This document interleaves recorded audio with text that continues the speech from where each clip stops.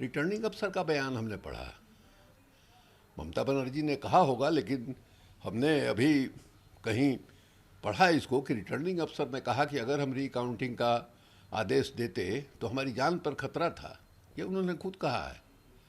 अब पता नहीं लिखित दिया है या नहीं दिया है, इसकी हमको जानकारी नहीं है, लेकिन ये गंभीर आरोप है। ये गंभीर आरोप है और इस आरोप से साबित होता है कि भारतीय जनता पार्टी कितना डिस्परेट थी ममता बनर्जी को नंदीग्राम में हराने के लिए। तो हमको लगता है कि ममता जी चुप नहीं बैठेंगी। मैंने रिकाउंटिंग के लिए प्रेयर कर सकती हो हाई कोर्ट में, और वो जाएंगी भी। उन्होंने हिंट भी किया था कि हम कानूनी सहारा लेंगे। देखिए क्या होता है।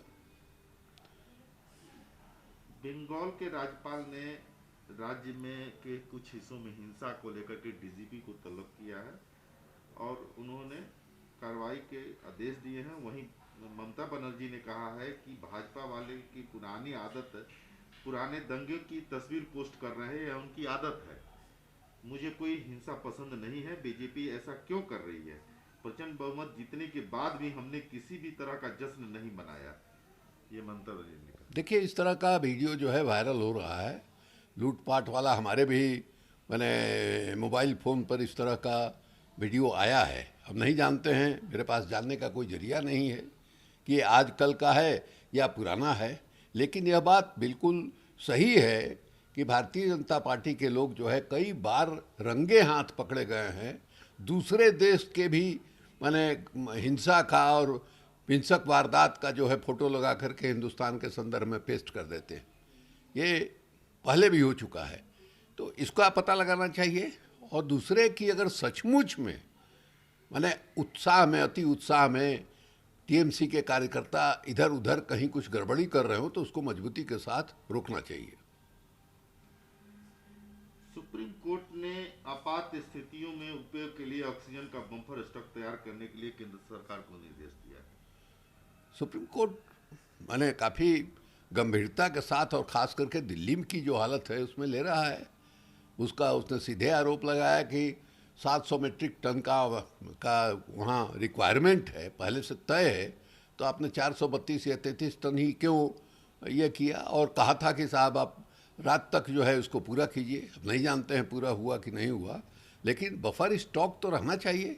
अब देखिए, बेंगलोर में, कर्नाटक में 24 आदमी जो है ऑक्सीजन के अभाव में मर गए।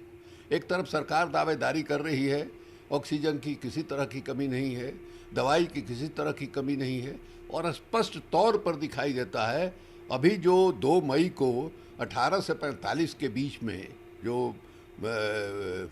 वैक्सीन लेने का अभियान जो है शुरू किया गया था, वो महज 11 राज्यों में ही शुरू हो पाया। और आश्चर्यजनक बात है कि 11 राज्यों में 60% अकेले जो है गुजरात में हुआ। 51,000 से ज़्यादा लोगों को गुजरात में वैक्सीन लगा और 15,000 के लगभग उत्तर प्रदेश में और 12-13 हज़ार जो है महाराष्ट्र में, बाकी कहीं 400 कहीं 500। ये गुजरात में 51,000 कैसे लग गए भाई? इतना बड़ी संख्या में वैक्सीन को उपलब्ध कैसे हो गया, जबकि दूसरे राज्यों में वैक्सीन उपलब्ध नहीं है? तो ये स्पष्ट दिखाई दे रहा है कि दिल्ली की सरकार जो है वो ईमानदारी के साथ वैक्सीन का या ऑक्सीजन का बंटवारा नहीं कर रही है। केंद्रीय स्वास्थ्य मंत्रालय के अनुसार पिछले 24 घंटे में 3,68,147 नए कोविड संक्रमित पाए गए हैं। वहीं 24 घंटे में 3,417 मौतें हुई हैं। लेकिन एक और सुखद घटना कि 3,07,32 लोग डिस्चार्ज किए गए इलाज के बाद। लेकिन देखिए, इन आंकड़ों पर तो भरोसा नहीं किया जा सकता है। ये सब लोगों का तजुर्बा है कि आरटी-पीसीआर टेस्ट हो ही नहीं रहा है। ये तो आंकड़ा जो आता है आरटी-पीसीआर टेस्ट में जो पॉजिटिव निकल जाता है उनकी संख्या है, लेकिन ऐसे लोग जो दौड़ रहे हैं टेस्ट कराने के लिए, उनका टेस्ट नहीं हो रहा है। इसकी संख्या जो है, जो ऑफिशियल संख्या है उससे कई गुना अधिक है। उसी तरह से मौत के बारे में जो आंकड़ा है, वो अस्पताल में जो लोग मर रहे हैं पॉजिटिव केस का, उनका आंकड़ा है। लेकिन जो घरों में मर जा रहे हैं, जिनका अस्पताल में दाखिला नहीं हो रहा है, जिनको ऑक्सीजन की ज़रूरत नहीं है, ज़रूरत है आईसीयू में वेंटिलेटर नहीं मिल रहा है, वो मर रहे हैं, उसका कहाँ आता पता चल रहा है। ये तो क्रिमेशन घाट जो है वहाँ जाने पर पता चलता है। आप वहाँ जब पूछिएगा कि ऑन एंड एवरेज जो है कितनी चिताएं जलती थी पहले और अब कितनी चिता जल रही है, तब साफ दिखाई दे रहा है कि ये महामारी है और लोग पटापट मर रहे हैं।